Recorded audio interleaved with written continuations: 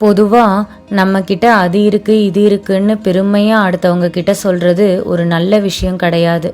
ஏன் சொல்லக்கூடாது?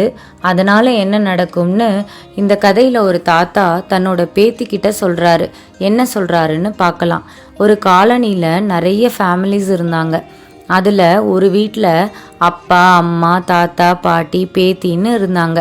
அந்த வீட்டில் அவள் தான் அவங்களுக்கு ஒரே செல்ல பேத்தி. அதனால் அவளுக்கு எல்லாமே பெஸ்ட்டாக பார்த்து பார்த்து பண்ணாங்க.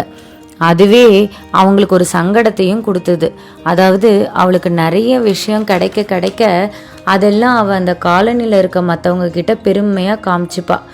அதுக்கு அவளோட பேரண்ட்ஸ் அப்படி காட்டக்கூடாது, இல்லாதவங்க இதனால் ஃபீல் பண்ணுவாங்க, சில பேர் பொறாமப்படுவாங்க, உங்ககிட்ட க்ளோஸாக இருக்க மாட்டாங்கன்னு எல்லாம் சொல்லி பார்த்தாங்க. ஆனால் குழந்தை தானே, எக்ஸைட்மெண்ட்டை கண்ட்ரோல் பண்ண தெரியல. அந்த பொண்ணு அவங்க வீட்டில் எல்லார்கிட்டேயும் பாசமாக இருப்பாள். அதுவும் தாத்தான்னா ரொம்ப இஷ்டம். அவர் என்ன சொன்னாலும் கேட்பா. அதனால் அந்த தாத்தா சொல்கிறாரு, நீங்கள் யாரும் கவலைப்பட வேணாம், நான் பேத்திக்கு புரிய வைக்கிறேன்னு சொல்கிறாரு.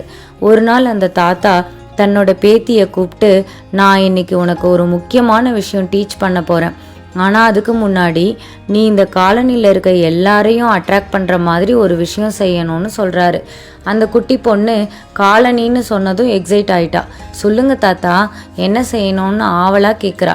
நீ காலனியில் இருக்க எல்லார்கிட்டேயும் போய், எங்கள் அப்பா இன்னைக்கு ஒரு பெரிய கார் வாங்க போகிறாரு, அந்த காரில் படுத்துட்டு கூட போகலாமா, கார் வந்ததும் அடிக்கடி அதில் ட்ரிப் கூட்டிகிட்டு போகிறதா சொன்னாருன்னு சொல்லிட்டு வர சொல்கிறாரு. அவளுக்கு ஒரே ஹாப்பி. குதிச்சுக்கிட்டே எல்லார்கிட்டேயும் போய் சொல்கிறா. அவள் தன்னோட தாத்தா சொன்னதை எல்லார்கிட்டையும் சொல்லிட்டு வந்ததுக்கு அப்புறம் எல்லாரும் அதை பற்றி கேட்கவும் விஷ் பண்ணவும் வருவாங்கன்னு அவள் தாத்தாவோட சேர்ந்து வெயிட் பண்ணிட்டு இருக்கா. ஆனால் யாரும் வரவே இல்லை. நெக்ஸ்ட் டே மார்னிங் அகைன் அவங்க தாத்தா அவளை கூப்பிட்டு, இப்போ அகைன் நீ காலனியில் எல்லார்கிட்டேயும் போய், எங்கள் அப்பாவால் கார் வாங்க முடியாது, அவர் கார் வாங்க எடுத்துகிட்டு போன பணத்தை எங்கேயோ மிஸ் பண்ணிட்டாரு, அதனால் இனிமேல் கார் எல்லாம் வாங்க மாட்டாங்க, நாங்கள் ட்ரிப் எங்கேயும் போக மாட்டோம்னு சொல்லிட்டு வான்னு சொல்கிறாரு. அவளும் அதே மாதிரி எல்லார்கிட்டேயும் சொல்லிட்டு வரா. கொஞ்ச நேரத்துலலாம் காலனியில் இருக்க நிறைய பேர் அவங்க வீட்டுக்கு வந்துட்டாங்க.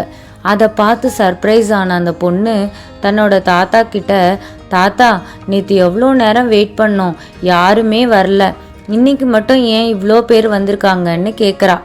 தாத்தா சிரிச்சுக்கிட்டே சொல்கிறாரு, நமக்கு ஏதாவது நல்லது நடந்தால் அதுக்காக உண்மையாக சந்தோஷப்படுறவங்க ரொம்ப கம்மி பேர் தான். பொதுவாக அவங்கக்கிட்ட இல்லாத ஒரு விஷயத்த கேட்குறப்போ பொறாம தான் படுவாங்க.